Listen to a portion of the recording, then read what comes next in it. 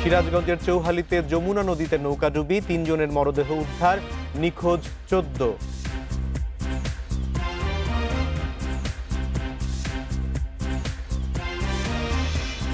Corona পরীক্ষায় বাড়ছে শনাক্তের হার, নতুন রোগী ১,১৬৬ জন, মৃত্যু ২১ জনের।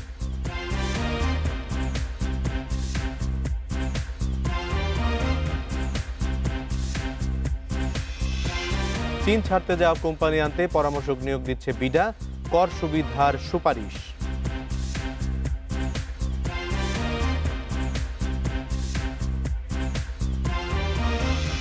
স্বাগত বিরতিহীন সংবাদ রাত ৯টায় বাংলাদেশে, সঙ্গে আছে আমি অনিমেষ কর। শুনছিলেন শিরোনাম, এবার জানিয়ে দেব পুরো খবর। সিরাজগঞ্জের চৌহালির যমুনা নদীতে নৌকাডুবির ঘটনায় এক শিশুসহ ৩ জনের মরদেহ উদ্ধার করা হয়েছে। এই ঘটনায় নিখোঁজ রয়েছেন অন্তত ১৪ জন যাত্রী। বেলা ২টার দিকে যমুনা নদীর স্থলচর এলাকায় এই দুর্ঘটনা ঘটে। পুলিশ জানায়, এনায়েতপুর থেকে অন্তত ৭১ যাত্রী নিয়ে নৌকাটি উপজেলা সদর চৌহালির দিকে যাচ্ছিল। যাত্রী বোঝাই নৌকাটি স্থলচর এলাকায় পৌঁছলে ঝোড়ো বাতাসের কবলে পড়ে ডুবে যায়। খবর পেয়ে পুলিশ ঘটনাস্থলে পৌঁছে ২ বৃদ্ধ ও এক শিশুর মরদেহ উদ্ধার করে। জীবিত অবস্থায় আরও ৫৪ যাত্রীকে উদ্ধার করা হয়। যাত্রীদের অধিকাংশই ধান কাটা শ্রমিক বলে জানা গেছে। তবে দুর্যোগপূর্ণ আবহাওয়ায় উদ্ধার কাজ স্থগিত রেখেছে পুলিশ ও ফায়ার সার্ভিস। এদিকে নেত্রকোনার খালিয়াজুড়িতে ইঞ্জিন চালিত নৌকা ডুবে ২ জন নিখোঁজ রয়েছেন।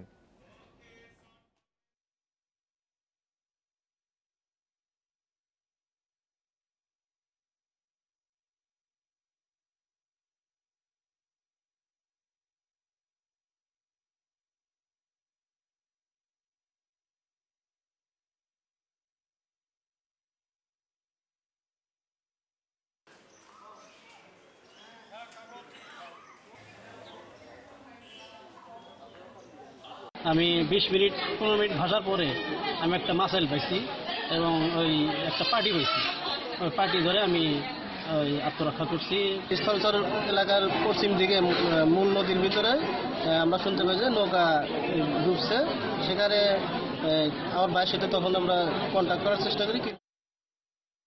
সিরাজগঞ্জের নৌকাডুবির বিষয়ে আরও বিস্তারিত জানাতে যোগ দিচ্ছেন সহকর্মী দিলীপ কুমার গৌড়। দিলীপ, আমরা যতটুকু জানতে পেরেছি যে উদ্ধার কাজ স্থগিত করা হয়েছে, আবার কখন এই উদ্ধার তৎপরতা শুরু হবে?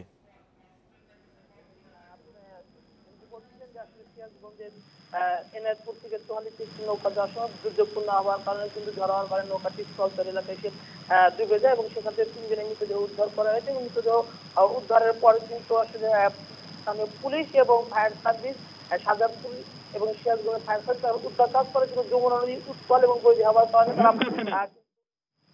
তারা কিন্তু আসলে সেই উদ্ধার কাজটি করতে পারেনি এবং তারা উদ্ধার কাজটি স্থগিত করে দেয়। এবং আমরা কিছুক্ষণ আগে কথা বলছি ফায়ার সার্ভিসের যিনি উপসহকারী পরিচালক আছেন মঞ্জুরুল হক, তিনি জানিয়েছেন যে তারা এনায়েতপুরে অবস্থান করছেন এবং কালকে সকালে ঢাকা থেকে, টাঙ্গাইল থেকে এবং রাজশাহী থেকে ডুবুরি দল আসে। এই ডুবুরি দল আসার পরে তারা তাদের যে উদ্ধার কাজ, সেই উদ্ধার কাজ শুরু করবে। আমরা বলেছিলাম যে বৈরী আবহাওয়া, এই বৈরী আবহাওয়ার মধ্যে আপনারা কিভাবে উদ্ধার কাজ করবে, তো তারা জানিয়েছেন যে তারা সর্বাত্মক চেষ্টা করে যে বৈরী আবহাওয়ার মধ্যে যেভাবে উদ্ধার কাজ করা সম্ভব, তারা যদি পরিবেশ থাকে তাহলে তারা উদ্ধার কাজ করবে। এবং শুধু স্থলচরের আশেপাশে এলাকাতেও তারা আসলে ডুবুরি দল পাঠাবে, যেহেতু দীর্ঘক্ষণ হয়ে গেছে নৌকাডুবি ঘটনা ঘটেছে এবং নিখোঁজ যাত্রী অন্য এলাকায় চলে যেতে পারে, যে কারণে তারা আসলে তাদের যে উদ্ধার কাজ, সেই উদ্ধার কাজটি দীর্ঘ এলাকা ধরে করবে। এবং তারা সিরাজগঞ্জ এবং সাজাদপুরে ফায়ার সার্ভিসের যে একটি টিম, সেই টিম সেখানে এই এনায়েতপুরে অবস্থান করছে এবং তারা সকাল থেকে আসলে যে উদ্ধার কাজ, সেই উদ্ধার কাজ শুরু করবে। এখন পর্যন্ত কিন্তু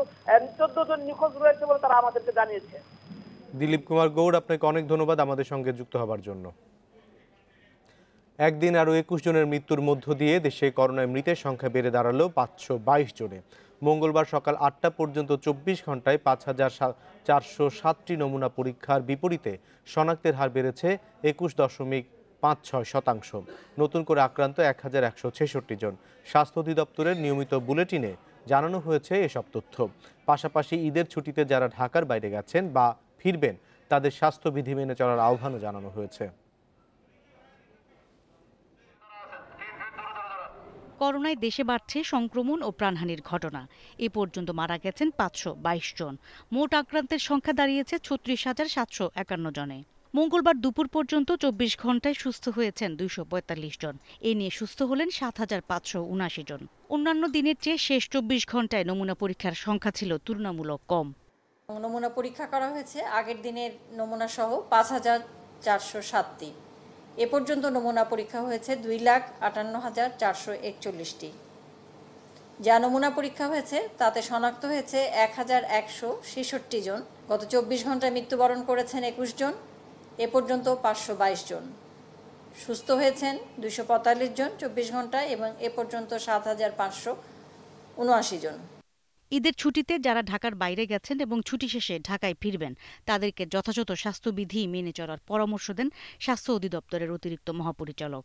আমাদের ঈদের ছুটি শেষ হয়ে যাচ্ছে, অনেক মানুষের চলাচল বেড়ে যাবে। যারা শহর থেকে গ্রামে গিয়েছিলেন আবার তারা গ্রাম থেকে শহরে ফিরবেন।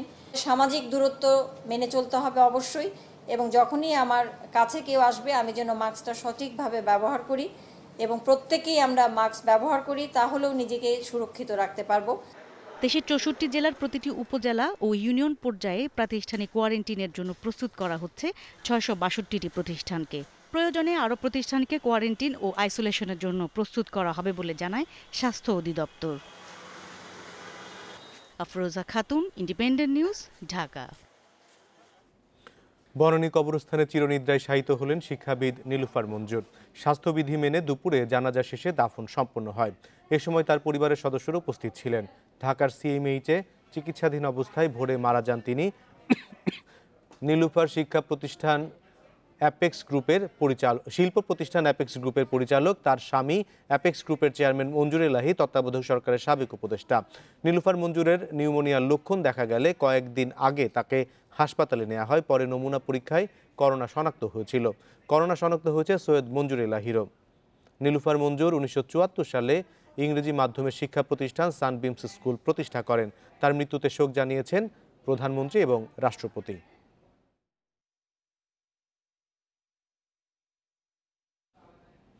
গত 24 ঘন্টায় নতুন করে 152 পুলিশ সদস্যের করোনা শনাক্ত হয়েছে। এতে পুলিশের মোট 4053 সদস্য ভাইরাসটিতে আক্রান্ত হলেন। এছাড়া সুস্থ হয়ে হাসপাতাল ছেড়েছেন 1119 জন। মৃত্যু হয়েছে 14 জনের। সুস্থ হওয়া অনেকেই কাজে যোগ দিয়েছেন বলে জানিয়েছে পুলিশ সদর দপ্তর। কেন্দ্রীয় পুলিশ হাসপাতালে উন্নত মানসম্পন্ন চিকিৎসার কারণে সুস্থ হওয়ার হার দ্রুত বাড়ছে বলেও জানানো হয়েছে। করোনা চিকিৎসায় কেন্দ্রীয় পুলিশ হাসপাতাল সহ একটি বেসরকারি হাসপাতালও নেওয়া হয়েছে। পুলিশ সদস্যদের সংক্রমণ ঝুঁকি কমাতে পুলিশের মহাপরিদর্শক বেনজির আহমেদের নির্দেশে নানা প্রতিরোধমূলক ব্যবস্থা নেওয়া হয়েছে।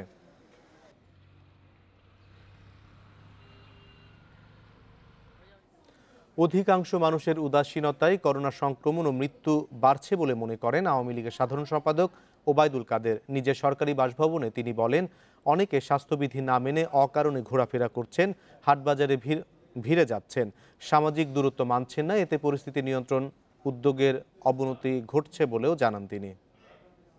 এই সংক্রমণ থেকে ছোট বড় ধনী গরিব কেউই রেহাই পাচ্ছেন না। প্রাণঘাতী এ ভাইরাস থেকে রেহাই পেতে প্রতিরোধ ব্যবস্থা জোরদার তথা সচেতনতার কোনো বিকল্প নেই। করোনায় মলিন এবারের ঈদের আনন্দ। বিনোদন কেন্দ্র বন্ধ থাকায় দ্বিতীয় দিনেও নিষেধাজ্ঞা অমান্য করেই চন্দ্রিমা উদ্যান ও হাতিরঝিলে ঈদ উদযাপনে বেরিয়েছেন অনেকে। তাদের মানতে দেখা যায়নি স্বাস্থ্যবিধি ও সামাজিক দূরত্ব। ঈদ উদযাপনে প্রতি বছর নগরবাসী ঘুরতে যান বিনোদন কেন্দ্রগুলোতে। পার্কগুলোও সেজে ওঠে নতুন সাজে। তবে এবারের চিত্র ভিন্ন। করোনায় বন্ধ রাখা হয়েছে সেসব, তাই এখানে নেই ঈদের চিরচেনা রূপ। ঈদে বিনোদন কেন্দ্র যেখানে থাকে উপচে পড়া ভিড়, সেখানে এবার শুনশান নীরবতা। মূল ফটকে ঝুলছে তালা। তারপরও অনেকেই এসে ফিরে যাচ্ছেন হতাশ হয়ে। ঘরে থাকতে থাকতে একদম বিরক্ত, এই জন্য আজকে বেরোইছে আর কি। তারপরে দেখা যায় যে সবকিছু বন্ধ, পুরোটাই বন্ধ। এখন আমার নিজেরই খারাপ লাগতেছে যে বাচ্চাকে কি বলে সান্ত্বনা দেব। তবে চন্দ্রিমা উদ্যানে গিয়ে বোঝার উপায় নেই, করোনার মহামারী চলছে, মানুষের ঢল নেমেছে এখানে। ঘুরতে আসা বেশিরভাগই মানছেন না সামাজিক দূরত্ব ও স্বাস্থ্যবিধি। মাস্ক ঠিকই আছে, কিন্তু আমি মাস্ক পরে শ্বাস করতে পারি না, এর জন্য আমি মাস্কটা খুলে রাখছি। আমি মাস্ক নিয়ে আসছি, এখন একটু পকেট নিয়ে ইয়ে করছি, মাস্ক ইউজ করতেছি। আর দূরত্ব বলতে নিজে সেফটি বজায় চলতেছি, তবে বাসায় আসলে কতক্ষণ থাকা যায় এই আর কি। একই অবস্থা হাতিরঝিলেও। তবে এখানে কারো কারো মধ্যে আছে করোনা আতঙ্ক, আর যারা স্বাস্থ্যবিধি মানছেন তারা দিচ্ছেন ঘর থেকে বেরোনোর যুক্তি। ছেলে বারবার রিকোয়েস্ট করতে আছে, বাবা একটু চলো না। তারপরে মনে আতঙ্কে ছিল, তারপরে একটু আসলাম ছেলেকে মন খুশি করার জন্য। বের হয় চরম রিস্ক, তারপরেও বের হয়েছি। রিস্ক তো মানে আসলে খারাপ লাগতেছে, কিন্তু বাচ্চাদেরকে মানাইতে পারি না, যার কারণে নিয়ে বের হয়েছি। এদিকে করোনা ঝুঁকি এড়াতে অনেকেই এবার ঈদ উদযাপন করেছেন ঘরে বসেই। এমন বিবর্ণ ঈদ যেন আর ফিরে না আসে, এ প্রত্যাশাই সবার। Masudur Rahman, independent news, Dhaka.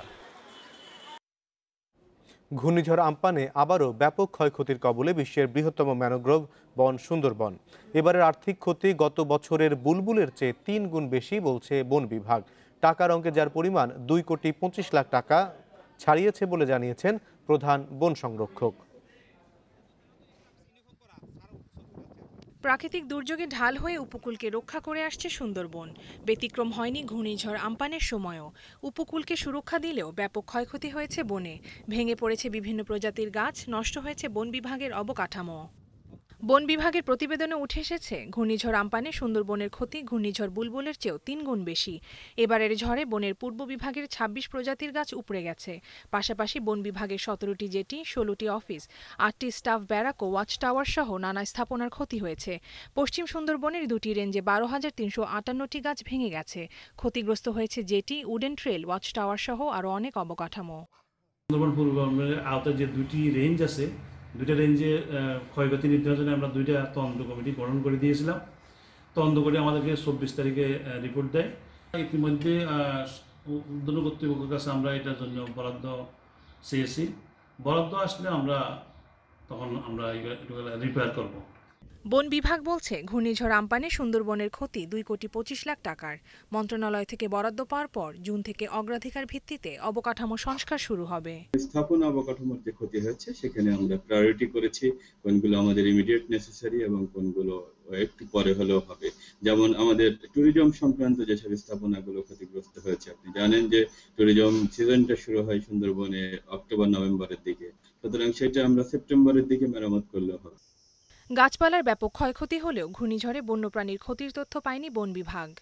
Independent news desk. ঘূর্ণিঝড় আম্পানে নদীর বাঁধ ভেঙে লবণাক্ত পানিতে প্লাবিত হয়েছে উপকূলের অনেক এলাকা। এতে জলাবদ্ধতা সহ দীর্ঘমেয়াদী ক্ষতির আশঙ্কা তৈরি হয়েছে। মাটির গুণগত মান নষ্ট হয়ে ফসল উৎপাদন ব্যাহত হওয়ার পাশাপাশি পরিবেশগত বিপর্যয়ের শঙ্কায় বিশেষজ্ঞরা। এখনও সিডর আইলার ধকল সয়েছে উপকূলের অনেক এলাকা। লোনা পানি ঢুকে পড়ায় দীর্ঘমেয়াদী ক্ষতির মুখে পড়েছে ফসলি জমি। এর মধ্যে ঘূর্ণিঝড় আম্পানে বিপদ বেড়েছে উপকূলের মানুষের। আম্পানের আঘাতে বেড়িবাঁধ ভেঙে প্লাবিত হয় খুলনার কয়রা, দাকব, পাইকগাছা উপজেলার বিস্তীর্ণ এলাকা। বাদ যায়নি সাতক্ষীরার শ্যামনগর, আশাশুনি, কালীগঞ্জ এবং বাগেরহাটের শরণখোলা, রামপাল, মোরেলগঞ্জ ও মোংলার উপকূল।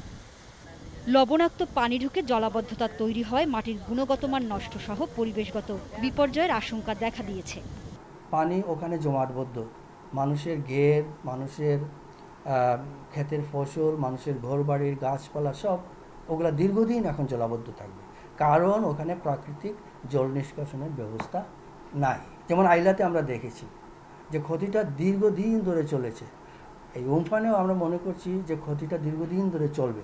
এই লবণটা যদি আমরা খুব দ্রুত বের করে না দিতে পারি, তো এটা আমাদের মাটির গঠনের সাথে এটা লবণটা ঢুকে যাবে।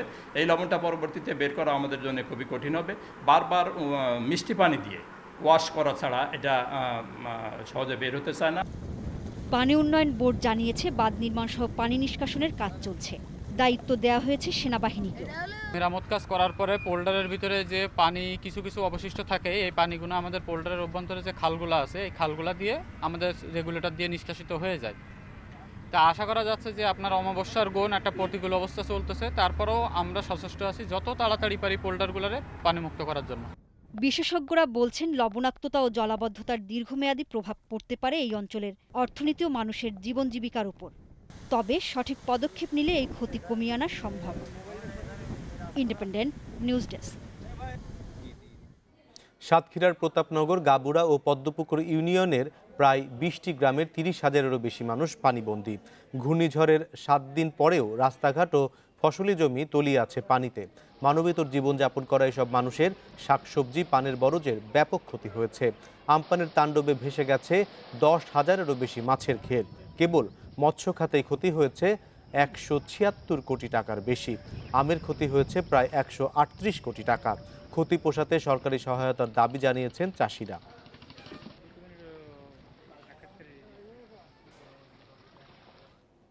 উত্তর বঙ্গোপসাগরে বায়ুচাপের তারতম্য বেশি থাকায় বইছে ঝোড়ো হাওয়া। এতে দেশের সমুদ্র বন্দরগুলোতে 3 নম্বর সতর্কতা সংকেত দেখাতে বলেছে আবহাওয়া অফিস।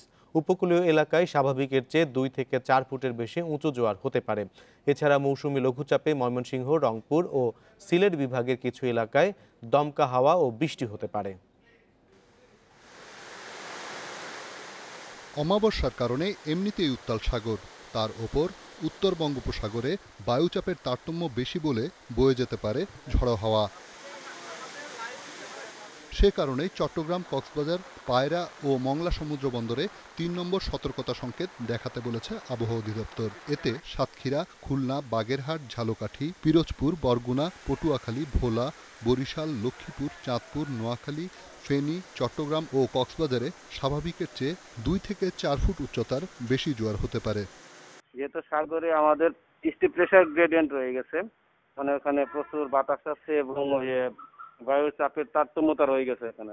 স্বাভাবিক যে জোয়ার আবার এখন হলো নিউ মুন সিস্টেম চলছে, প্রেক্ষিতে স্বাভাবিক যে জোয়ার তার চাইতে আরো 2 থেকে 4 ফুট অতিরিক্ত জোয়ার হওয়ার সম্ভাবনা রয়ে গেছে। এছাড়া মৌসুমী লঘুচাপে ময়মনসিংহ, রংপুর, সিলেট বিভাগের কিছু এলাকায় দমকা হাওয়া ও বৃষ্টি হতে পারে। বায়ুচাপের এই তারতম্যে 2-1 দিনের মধ্যেই সারা দেশেই বাড়বে বৃষ্টি। রংপুর, ময়মনসিংহ এবং সিলেট এইসব অঞ্চলে বৃষ্টিপাতের সম্ভাবনা সবচেয়ে বেশি। অনেক জায়গাতে বৃষ্টিপাতের সম্ভাবনা আছে। তাছাড়া রাজশাহী, ঢাকা এবং সিলেটে কিছু কিছু জায়গায়, খুলনা এবং বরিশাল বিভাগে 2-1 জায়গায় বৃষ্টিপাতের সম্ভাবনা আছে। তবে আগামী 1 থেকে 2 দিন পরে বৃষ্টিপাতের পরিমাণ সারা দেশে বৃদ্ধি পাওয়ার সম্ভাবনা আছে।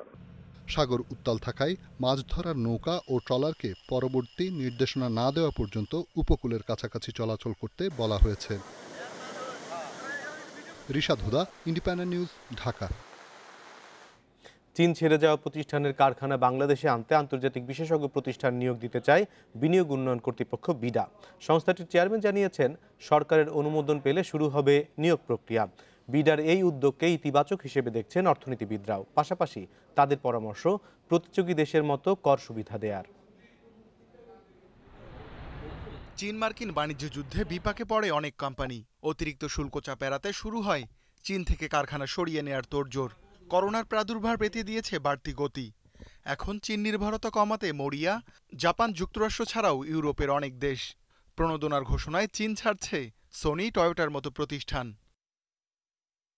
চীন বিমুখ কোম্পানির সম্ভাব্য গন্তব্য ধরা হচ্ছে ভারত, ভিয়েতনাম, কম্বোডিয়া সহ দক্ষিণ ও দক্ষিণ পূর্ব এশিয়ার দেশগুলোকে। ভারত এরই মধ্যে প্রায় 1000 কোম্পানির প্রস্তাব পেয়েছে বলে জানিয়েছে দেশটির গণমাধ্যম। তবে আমলাতান্ত্রিক জটিলতা সহ নানা কারণে বিদেশি বিনিয়োগ আকর্ষণে পিছিয়ে বাংলাদেশ। আমাদের কম্পিটিটর যারা আছে, বিশেষ করে ভারত কিংবা কম্বোডিয়া, ভিয়েতনাম, ইন্দোনেশিয়া, তারা কি কি সুযোগ সুবিধা দিচ্ছে এই বিদেশি বিনিয়োগ আকর্ষণ করার জন্য, সেই বিষয়গুলো আমরা দেখছি। বিশ্লেষকেরা বলছেন, শুধু নীতি নির্ধারণে সীমাবদ্ধ থাকলে কাঙ্ক্ষিত ফল মিলবে না। বড় কোম্পানির প্রধানদের কাছে দেশকে তুলে ধরতে হবে। আর এই জন্য ভারত সহ অনেক দেশই আন্তর্জাতিক বিনিয়োগ উন্নয়ন ফার্মগুলোর সহযোগিতা নিচ্ছে। বিদেশি বিনিয়োগ আকর্ষণের জন্য আসলে এক ধরনের এক্সপার্টিস দরকার পড়ে, কানেক্টিভিটিও দরকার পড়ে। আসলে কন্টাক্ট না থাকলে পরে আপনি শুধু দেশকে তুলে ধরলে হবে না, আপনাকে সুনির্দিষ্ট বিনিয়োগকারীর কাছে যেতে হবে। সেই কারণে আমরা চিন্তা করছি এখন যে আমরা হয়তো কোনো এই ধরনের বিশেষজ্ঞ কোনো প্রতিষ্ঠানের আমরা তাদের সহায়তা নিতে পারি কিনা। বিগ 4 কোম্পানিজদের একটা হতে পারে, বা স্পেশালাইজ ইনভেস্টমেন্ট প্রমোশন ফার্মস আছে এশিয়াতে বা নর্থ আমেরিকা, ইউরোপ। তাদের এই যে ইন্টারন্যাশনাল ইনভেস্টার্সরা, বিশেষ করে জাপানিজ, ইউরোপিয়ান বা নর্থ আমেরিকান, তাদের যে ফার্মসগুলো চায়নায় অপারেট করে, তাদের প্যারেন্ট কোম্পানি বা চায়নায় যে সাবসিডিয়ারি অপারেট করছে, এদেরকে রিচ করার ক্ষমতাটা খুব সিগনিফিকেন্টলি স্ট্রং। তা আমাদেরকে সেই সুযোগটা নিতে হবে। বিদেশি বিনিয়োগ আকর্ষণে দেশের ব্যবসায়ী ও বিশেষজ্ঞদের অভিজ্ঞতাও কাজে লাগানোর পরামর্শ দিচ্ছেন বিশ্লেষকেরা। Ruhul Amin, independent news, Dhaka. এ বিষয়ে আরও জানাতে বার্তাকক্ষ থেকে যোগ দিচ্ছেন সহকর্মী রুহুল আমিন। রুহুল, বিনিয়োগ টানতে বিডার পরিকল্পনায় কোন বিষয়গুলো সবচেয়ে বেশি গুরুত্ব পাচ্ছে? প্রথম কথা হচ্ছে যে আপনি কি অফার করতে পারেন, বিশেষ করে প্রতিযোগী দেশগুলো কি অফার করছে, বা বিনিয়োগকারী যারা বিশেষ করে বিদেশি বিনিয়োগকারী তাদের জন্য তাদের কি কি সম্ভাবনার দুয়ার খোলা আছে। যেমন আমরা জেনেছি এই কোভিড-19 পরবর্তী বিনিয়োগ টানতে ভারত এরই মধ্যে তাদের যে কর্পোরেট কর সেটা কমানোর ঘোষণা দিয়েছে, এবং ভারত যে তাদের যে জমি ল্যান্ড ব্যাংক সেটি ডাবল করার ঘোষণা দিয়েছে, এবং এরই মধ্যে তারা তাদের শ্রম আইন সহ বেশ কিছু আইনের সংশোধনের উদ্যোগ নিয়েছে। এবং এই কাজ যে শুধু ভারতই করছে তা না, দক্ষিণ পূর্ব এশিয়া এবং দক্ষিণ এশিয়ার অনেক দেশ, ভিয়েতনাম, কম্বোডিয়া সহ অনেক দেশ যারা বিশেষ করে বিদেশি বিনিয়োগ আকর্ষণের জন্য উর্বর ক্ষেত্র, যারা আমাদের চেয়ে অনেক বেশি ব্যবসার পরিবেশে এগিয়ে, তারা কিন্তু এই কাজগুলো করছে।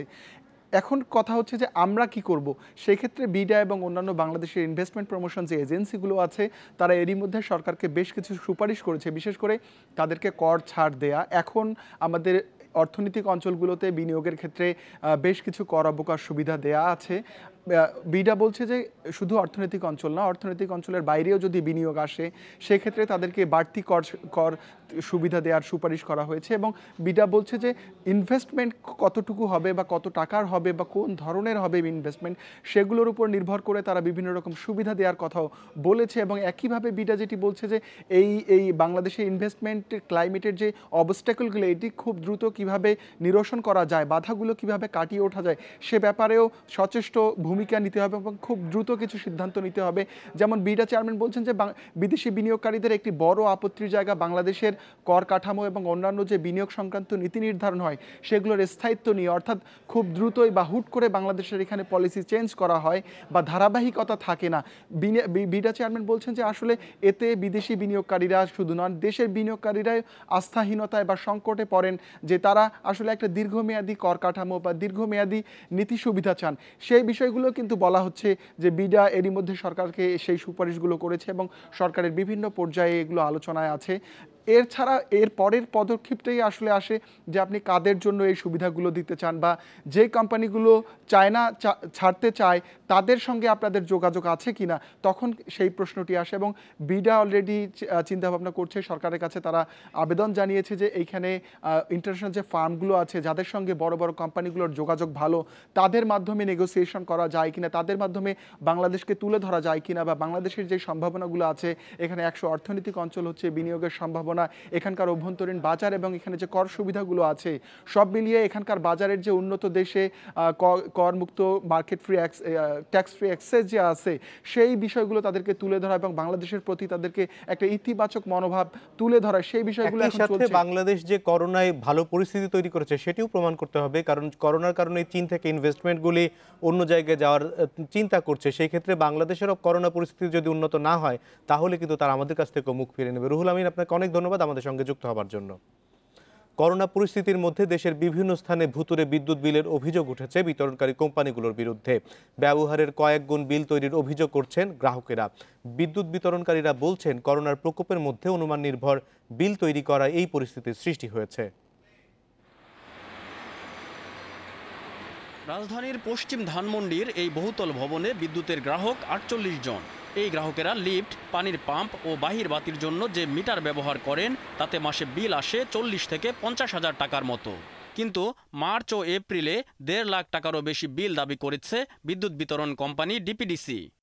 এই বিলটা যে করবে এটা তো মিটার রিডিং নিয়ে করবে, তারা কেউ আসে নাই, একটা মন করে একটা বিল তারা করে দিল।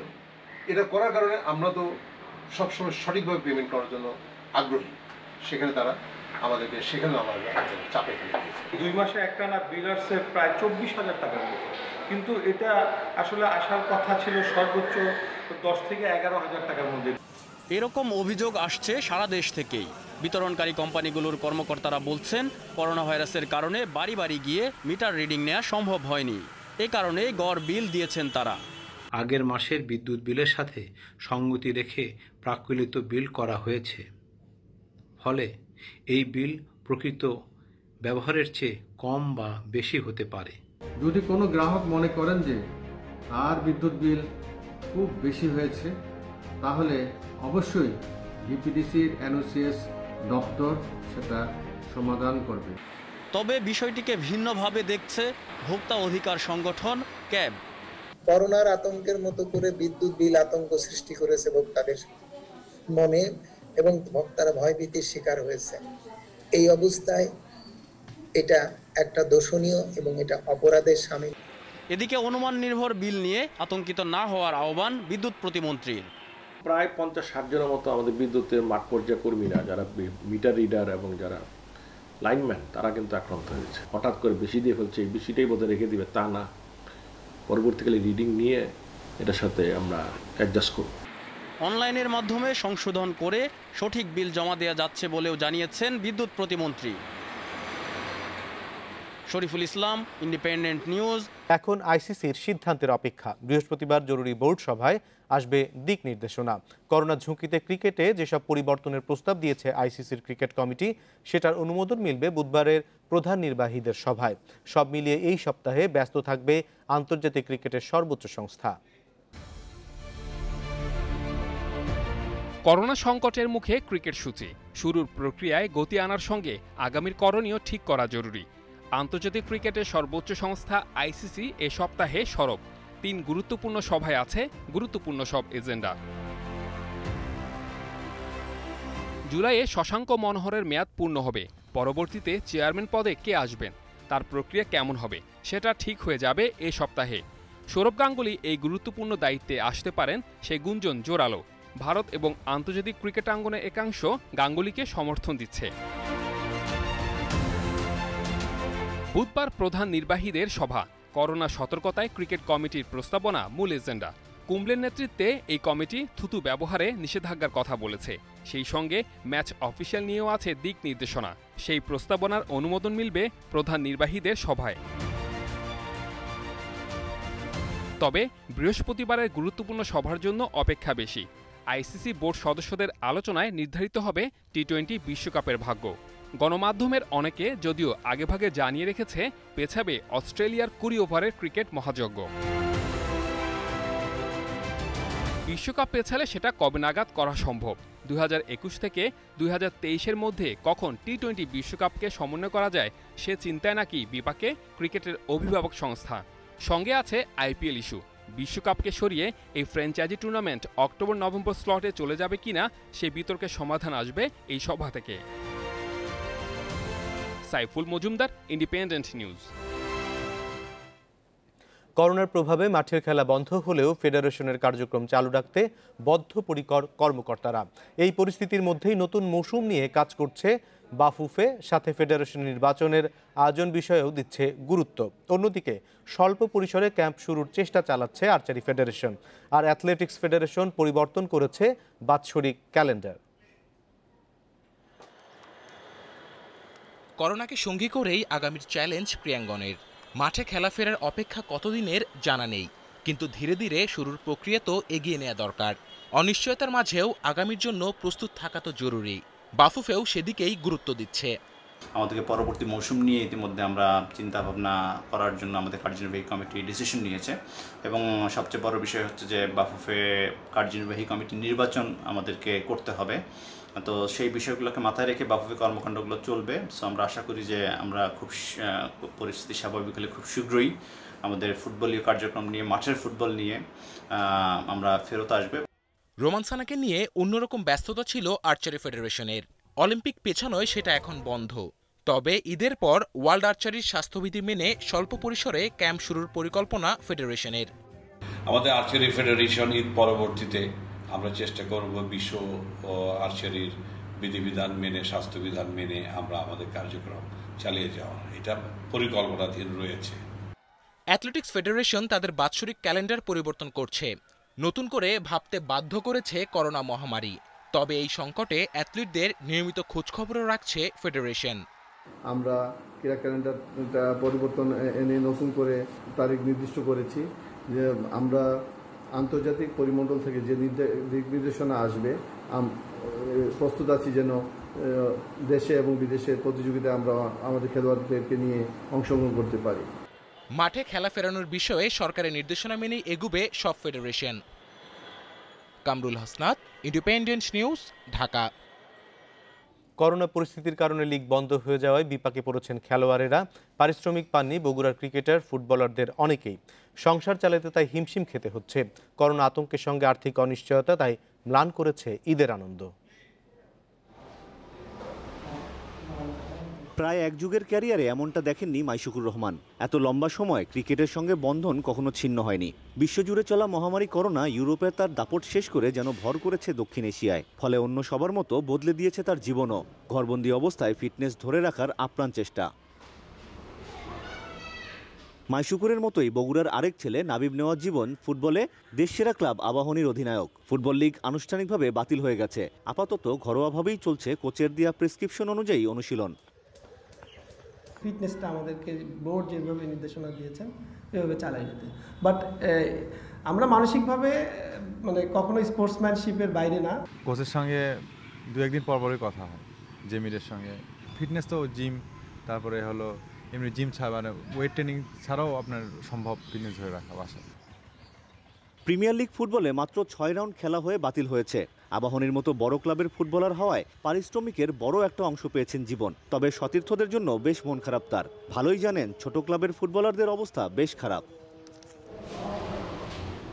অন্যদিকে ক্রিকেট লিগ তো শুরু হয়েই যেন শেষ। খেলা হয়েছিল মাত্র 1 রাউন্ড। নিজ ক্লাব ব্রাদার্স থেকে মাইশুকুর পাননি একটি পয়সাও। তাই বিরাট অর্থনৈতিক অনিশ্চয়তার মধ্যে তিনি। ক্লাবগুলো আমাদের মানে আমি যে ক্লাবে খেলছি ক্লাবের অফিসিয়াল আমাদেরকে এই বছরে এখন পর্যন্ত কোনো পেমেন্ট করেন নাই। বিগত বছরগুলোতে পেমেন্ট আমরা পেয়েছি, এই বছরে এখনো পাই নাই। যেহেতু এই ডিসিশনগুলোতে আমাদের হাত নেই, তারপরও ক্ষতিগ্রস্ত যারা ছোট ক্লাবে খেলে তাদের বেশি ক্ষতি হয়েছে আমার মনে হয়। বিশ্বের সবার মতো এই দুই তারকারও চাওয়া বিদায় হোক মহামারীর। দ্রুত স্বাভাবিক জীবনে না ফিরতে পারলে স্কিলের সমস্যা হবে বলে মনে করছেন দুজনেই। Amirul Latif, independent news, Bogura. March ও এপ্রিলের ভ্যাট রিটার্ন জমার সময় আরও বাড়ালো জাতীয় রাজস্ব বোর্ড এনবিআর। দুপুরে এক প্রজ্ঞাপনে সংস্থাটি জানিয়েছে 9 জুন পর্যন্ত মার্চ ও এপ্রিলের ভ্যাট রিটার্ন জমা দেওয়া যাবে। দেরিতে রিটার্ন দেবার কারণে করদাতাদের কোনো জরিমানা বা সুদ গুনতে হবে না বলেও জানিয়েছে এনবিআর। বিশ্বব্যাপী করোনা ভাইরাসের সংক্রমণের ফলে ব্যবসা বাণিজ্য ও জনজীবনে অচলাবস্থা তৈরি হওয়ায় এই সিদ্ধান্ত জাতীয় রাজস্ব বোর্ডের। আইন অনুযায়ী পরবর্তী মাসের 15 তারিখের মধ্যে নির্ধারিত ভ্যাট সার্কেল অফিসে রিটার্ন জমা দিতে হয়। এই সময়ের মধ্যে কোনো করদাতা রিটার্ন দিতে না পারলে জরিমানা করতে পারে ভ্যাট কর্মকর্তারা। পাশাপাশি অনাদায়ী ভ্যাটের বিপরীতে 2% সুদ আদায় করারও সুযোগ রয়েছে। রংপুরের পীরগঞ্জে মদ পানে বিষক্রিয়ায় মারা গেছেন 3 মাদক ব্যবসায়ী সহ 5 জন। দুজনকে ভর্তি করা হয়েছে রংপুর মেডিকেল কলেজ হাসপাতালে। পুলিশ জানিয়েছে সোমবার রাতে তারা একসঙ্গে মদ পান করেন। বিষক্রিয়া শুরুর পর বাড়িতেই চিকিৎসা নিচ্ছিলেন তারা, তবে সে রাতেই মৃত্যু হয় দুজনের। সকালে মারা যান আরও 3 জন।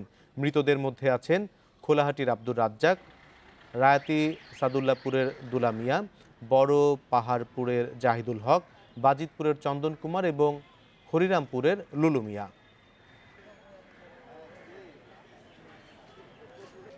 বগুড়ার জহুরুল নগরে প্রতিপক্ষের হামলায় নিহত হয়েছেন যুবলীগ নেতা ফিরোজ আহমেদ।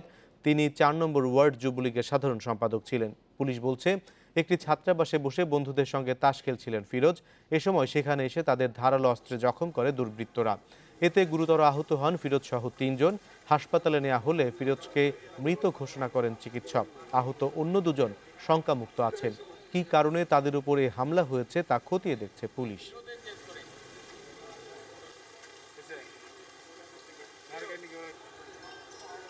ঘটনাটা যারা ঘটিয়েছে বা এর পিছনে যারা আছে আমরা শনাক্ত করতে পেরেছি এবং আমাদের পুলিশের একাধিক টিম এখন মাঠে আছে এবং আমরা আশা করছি অচিরেই এই ঘটনার সাথে জড়িত বা পিছনে যারা আছে তাদেরকে আমরা আটক করে ফেলতে পারবো।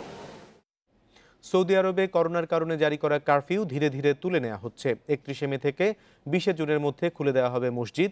সৌদি প্রেস এজেন্সির খবরে বলা হয়েছে 21 জুন থেকে প্রত্যাহার হবে কারফিউ। তবে শুধু পবিত্র মক্কা নগরীতে কারফিউ থাকবে বিকেল 3টা থেকে সকাল 6টা পর্যন্ত। করোনা ভাইরাসের বিস্তার ধীরে ধীরে কমে আসায় নিষেধাজ্ঞা শিথিলের সিদ্ধান্ত নিয়েছে সৌদি সরকার। দেশটিতে আগামী 21 জুন মক্কা ছাড়া সব জায়গায় কারফিউ তুলে নেওয়া হবে। 21 জুন থেকে মক্কায় বেলা 3টা থেকে সকাল 6টা পর্যন্ত কারফিউ থাকবে। তবে ওই দিন থেকে মক্কার মসজিদগুলো নামাজ আদায়ের জন্য খুলে দেওয়া হবে। এদিকে ৩১ মে থেকে মক্কা ছাড়া অন্যান্য জায়গায় সব মসজিদে নামাজ আদায়, সরকারি ও বেসরকারি অফিসে কাজ এবং অভ্যন্তরীণ ভ্রমণে অনুমতি দেওয়া হয়েছে। তবে পুরোপুরি লকডাউন থাকবে মক্কায়। শুধু শুক্রবার জুমার নামাজ আদায় করা যাবে মক্কার আল হারাম, আল শরীফ মসজিদে। কারফিউ শিথিলের প্রথম দফায় আগামী বৃহস্পতিবার থেকে মক্কা ছাড়া সব স্থানে বিকেল ৩টা থেকে সকাল ৬টা পর্যন্ত কারফিউ থাকবে। এছাড়া স্বাস্থ্যবিধি মেনে ৫০ জন মানুষ জনসমাগমের অনুমতি মিলেছে। খুলে দেয়া হবে শপিং সেন্টার, ক্যাফে ও দোকানপাট। তবে পার্লার, স্পোর্টস ও হেলথ ক্লাবগুলো বন্ধ থাকবে। এর আগে রমজান মাসে কারফিউ কিছুটা শিথিল করেছিল সৌদি সরকার, কিন্তু ঈদের ছুটিতে দেশটিতে আবারও ২৪ ঘন্টার কারফিউ জারি করা হয়।